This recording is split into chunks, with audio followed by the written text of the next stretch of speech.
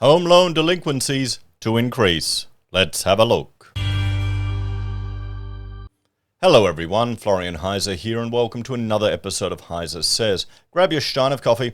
Let's look at this article from Mortgage Business discussing, home loan delinquencies increasing. So, mortgage delinquency rates are tipped to increase moderately over the rest of the year, with Moody's expecting economic aftershocks to linger from the lockdowns. A new report from Moody's has forecast that mortgage delinquencies will continue to increase this year after rising in every state. Delinquency rates had crept up across each state and territory over the 6 months to May, according to a map published by Moody's, with it tracking increases across 65 regions in Australia and declines in 22 regions. Across the country, the proportion of mortgages that were more than 30 days in arrear were up 0.17 percentage points from November 2020 to May this year to 1.61%. So that's a significant increase, but we are going away from from all of the holidays, the bank holidays that they had. Let's bring this up here. We can see, everyone, just the significant amount of loan deferrals. We're talking billions of dollars of loans that were deferred. And remember, they were not considered delinquent. They had special rules to account for those. They weren't considered delinquent. The Northern Territory had seen the largest increase in delinquencies from November 2020 to May this year, up 0.44 percentage points to 2.7% delinquency rate. Victoria followed, up 0.25 percentage points to 1.66%, as well as South Australia, 0.21, Tasmania's up 0.18 to 1.01, New South Wales 1.39, and Queensland is at 1.56. So we're still seeing everyone below 2%, everyone. The highest is Northern Territory. The ACT and Western Australia had minor changes, up 0.09, under 1%. And Western Australia 2.35. So the two bad boys are Northern Territory and WA, 2.3 and 2.7. So mining and tourism.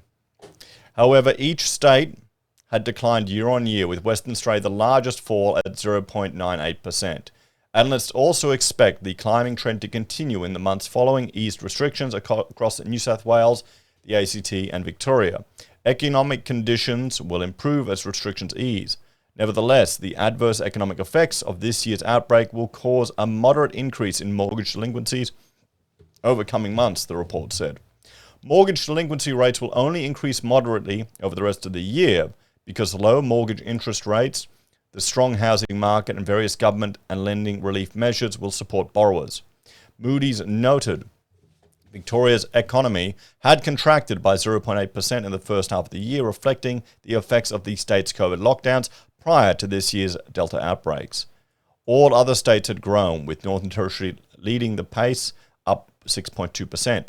The 10 worst performing regions for the highest delinquency rates featured rural and regional areas, as well as pockets within Perth, northwest Melbourne, Mackay and Darwin.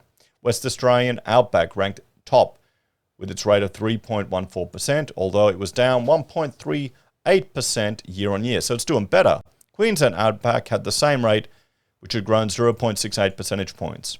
Recent data from APRA showed COVID-related loan deferrals more than doubled between July and August, rising from 5.6 billion worth to 11.9. So 0.5% of loans outstanding. We're talking a tiny fraction of loans here, everyone. So I don't think you're going to be able to swoop in and get your bargain properties, guys, due to mortgage delinquencies.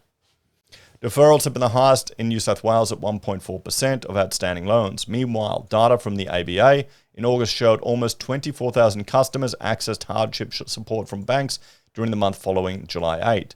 The total included around 15,000 repayment deferrals on home and business loans. Hardship approvals and loan deferrals had been more skewed towards New South Wales residents in lockdown.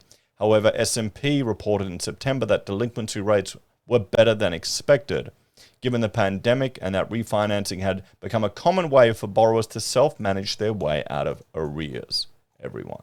And this is written by Sarah Simpkins. So let's have a bit of a talk about what we're seeing here, everyone, in this article. Okay, delinquencies are creeping up a tiny fraction, but we're still, this isn't, I don't consider these significant impacts. We're not going to see a wave of delinquencies flooding through the property market, crashing houses, and having a material impact on it. I can't see it, not at these tiny numbers.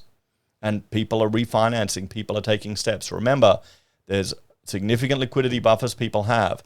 The banks are factoring in higher interest rates. So it's not as bad as everyone seems. Sure, you have to run with the negative headline. You have to do it.